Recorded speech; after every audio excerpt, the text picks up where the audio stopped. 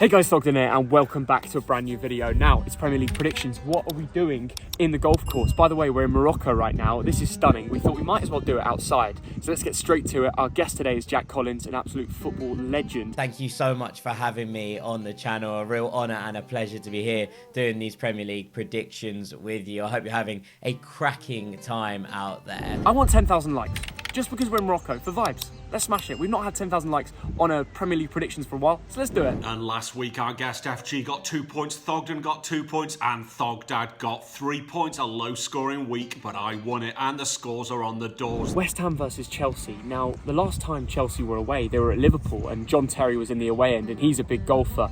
However, Declan Rice, Mason Mount, they're usually best mates. And they usually play in the golf course together, but now they might be playing each other for one of the last times, especially if Declan Rice is off to another club. I'm going to go 1-1. I think David Moyes has returned his form. He's back. One thing I've noticed is that Antonio and Jarrod Bowen are back to their best again. Not their best, but they're scoring, and that's key. West Ham feel much improved of late, I think. Naif Aguerd's reintroduction to this side has so absolutely massive. They feel more cohesive in attack, defensively much more solid. I can see Chelsea having a difficult time. I think we're going to see a Mudryk masterclass. No João Felix as of yet. 1-1 draw, and it'll be a good point. And yeah, Graham Potter, he needs to get his act together. Chelsea are better, especially at the back as well. That introduction of Benoit Badiashile alongside Thiago Silva feels like it's absolutely massive. Two teams playing really poorly by their own high standards. Now West Ham, good point last week at St James's Park against a Chelsea team who spent massively, but we know it's going to take time for those lads to gel. I'm going to go for a draw here. West Ham 1, Chelsea 1. I think I'm going to edge this to Chelsea. I'm going 1-0. Fulham versus Nottingham Forest. Now, if only Forest could replicate their home form away from home, I would think this is a closer game. You look at the record, I just think the Cottagers need to find some form. Huge credit to both Nottingham Forest, the ownership and the players that have brought in, but also, and mostly, to Steve Cooper, who has pulled together a huge squad into a cohesive unit. They look competitive and they look fluid. Forest midfield 3 is absolutely excellent. Get a big result at home to knock them in again. They've had a few blips, and something tells me it's going to be a Mitrovic bullet header. He's going to score one. Andreas Pereira, whippy. He's going to get a hole in one. He's going to swing it into the back of the net, and Fulham are going to win 2-0. Jack, you're a Fulham fan. Let me know your thoughts. Fulham, though, are competitive in pretty much every game we've played this season. I think that's huge credit to Marco Silva as well. The midfield duo of João Palhinha and Harrison Reed has been absolutely sensational. Well, they're up against a Forest team, 11 points from 5 games. That win against Leeds was wonderful. The team spirit they showed was incredible. And Brennan Johnson, he is going to be some player. But overall, I think it's going to be a tight game. I'm going to go Fulham 1, Nottingham Forest 1. Forest are on the up, but I think Silva's Fulham are just about too intelligent, too wily for them in this game. I'm going to go 2-1 Fulham. Arsenal versus Brentford. Now, the Bees can be a hazard for the Gunners because they've beaten them in 2 attempts from the last 5. But I can see Arteta hitting an albatross, a Geordie albatross, shall we say. Big test this for Arsenal after their nerve would have been shaken with that defeat to Everton at Goodison Park. Bees have been, it pains me to say as a Fulham fan, playing wonderfully all season and are rightly in that chasing pack for European place. They deserve a whole heap of credit. Who have got the best form in the whole league. Yes, you heard that right. 13 points in 5 games. I expect Arsenal to win this 2-1. Martinelli masterclass. This has got banana skin written all over it, but I'm not brave enough. I'm going to go Arsenal 2, Brentford 1, but this could be the game of the weekend. I think this one favours Arsenal in a way that the defeat at Goodison Park maybe didn't. I think this game plays a little bit more into their hands, and I'm going to say it's a tough one, it's a tricky one, but it ends 2-1 Arsenal. After the form Brighton's on, the Eagles are going to have to hit an eagle to come away with 3 points. I can't see anything else than a Brighton win. McAllister's back, Zaha's out. I mean, on paper, you fancy Brighton, right, as major favourites, given the way that they've played this season and the league table. Crystal Palace have got the 2nd worst form in the league after Bournemouth. Things are not going right there. It's 1,443 days since Brighton beat Crystal Palace. Look, the Zerbi side are dynamite at the moment. They deserve huge credit. They seem to find a way, whatever the situation. The dancing feet of Kara Mitoma, the stellar form of Solly March. Brighton 2-1 away win, and they haven't won this fixture for donkeys. But this is what Palace will have to do if they want to win.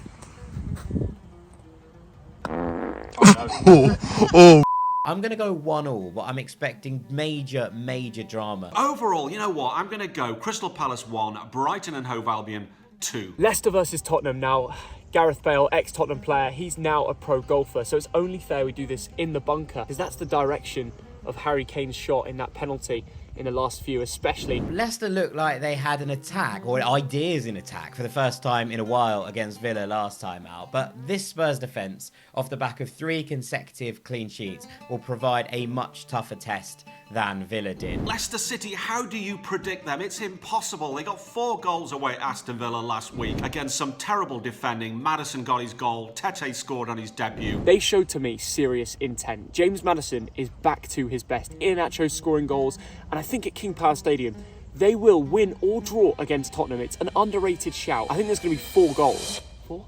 I can't say that on a golf course. Well, I'm going to go Leicester City 1, Spurs 2. 2-2 draw, James Maddison to score. Let's get out of the bunker, come on. I'm going to go 2-1 Spurs. Southampton Wolves. Now the Saints are going to need a birdie in able to get 3 points. Their form has been shocking. Only 1 win in their last 5 games. Nathan Jones, big improvements needed. Saints are a mess, and Southampton fans will be the first, I think, to tell you that. The fans are at war with the manager, then the manager's at war with the world. He seems to have it in for absolutely everyone. This is a massive relegation tussle. Now Southampton are losing 2/3 of their games. That is simply not good enough. For Wolves, it's been up and down. They've had some very difficult games, but last time against Liverpool at home, a 3-0 win. There's more of a cutting edge in attack too. Mateus Cunha's obviously come in from Atletico Madrid. He wasn't maybe the 9 that Wolves fans were dreaming of, but I think he adds a fluidity and dynamic edge to their attack. I'm going to go Southampton 0, Wolverhampton Wanderers 1. This time, it's going to be all about Craig Dawson.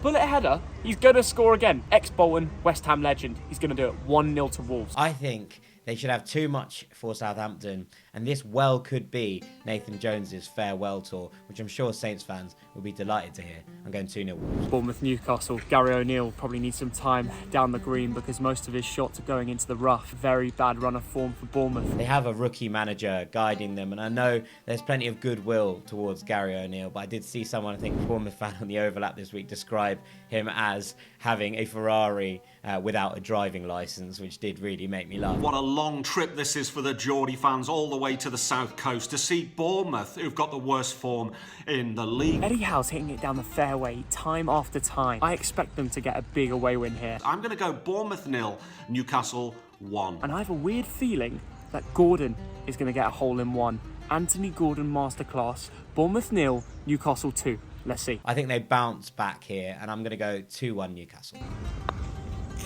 Next up, mate, Leeds United. Massive game. And I think, considering they just played each other, 2-2 draw, now at Ellen Road, something tells me managerless Leeds are going to crumble. And I know a lot of Leeds fans will be annoyed. I'm sure they think they can bring it back. But Eric Ten Hag, he'll be in training. He'll be telling the boys, you know, we're the best by par. You know, Fair, that's bad. There was a lot to like about Leeds' performance at Old Trafford in the week. It was more dynamic, more controlled, and with greater wit than we've seen in a while. And I think that's important. Good result for Leeds in some respects, but you've got to hold on to a 2-0 win. That is Leeds' problem. They don't win enough games. maybe my jokes aren't connecting. Yeah, it's not. Manchester United are going to win. Rashford, Bruno, and Sancho to score. Garnacho has to be dropped. I think this could be really close. Ellen Road is a tough place to go. I'm going Leeds 1, Man United 2. The Red Devils will just about edge it in a 3-2 United thunderstorm. Man City versus Aston Villa. Guardiola needs to remind the boys that, you know what, you're terrific. Your jokes are terrible, mate. City looked bang out of ideas against Spurs last weekend, didn't they? But I imagine Pep returns KDB to the starting 11, and at home, I think City will want to prove a point. Guardiola's got the history to prove that City can beat Aston Villa at home. There's no question about it. But something's going wrong at Villa. That 4-2 loss to Leicester was a little bit weird. Unai Emery needs a response, but will it come here? The curse of Thogdad. I predict them to get top 8, and they were woeful against Leicester City, losing 4-2. Their defending was truly awful. Of course, the loss of Cancelo has proven that Man City are not as strong as before, and that run of games, and it's what Guardiola said, it's difficult to motivate the players now that they've already won it all. I think Man City win this. They averaged 3.5 goals at home. I think they'll win this one 3-1. But having said that, I think Haaland's going to drop a masterclass here, and City are going to win 3-1. De Bruyne will get a cheeky assist. I don't think that's a place that anybody ever wants to be. So I'm going to go 3-0 City. The Merseyside derby, Liverpool versus Everton. This one, I'm so glad Darwin Núñez doesn't play golf because he'll be making everyone say 4 instead of scoring 4 goals. Suddenly, one game in, they look organised, they look hard to break down, and they look energised, which is far more than you can say for Liverpool, whose midfield looks like the engine room has completely stalled. It is completely shut down. Sean Dyche has changed Everton, and they're taking them in the right trajectory as well. I think they will survive, and something tells me they might come away with a result. He knows how to win a football game. He knows how to keep a team up. I think it's going to be Liverpool 2, Everton 1. I'm going to go different. 0-0 draw. You've heard it here first. Jurgen Klopp could probably do with some time off at the golf course, a bit of revival. Nice to, get his emotions going again. But something makes me think that this is goalless. I'm going to say this is going to be close. I'm going 1-1. Arsenal versus Man City. Whoever wins this wins the league. Honestly, I think if Arsenal can get 3 points off City, they've proven it to me. That there's no more questions. Guardiola, he can say he's been there and done that. But Arteta is putting away more matches, considering 3 points. Manchester City coming to town in a little bit of a form gap of their own. What you look at with City of late, and especially given the departure of Joao Cancelo, is that City have faltered at fullback. And Arsenal, I think, are the side you least want to come up against, if that's the case. Arsenal have a very exciting team. Until that Everton 1-0, they bottled it. That was the only game they've had an upset. Most of all, it's been very consistent on form. The thing about Manchester City, their away form is not very good this season. It's not good enough for a team who wants to win the title. So I'm going to go for a draw here.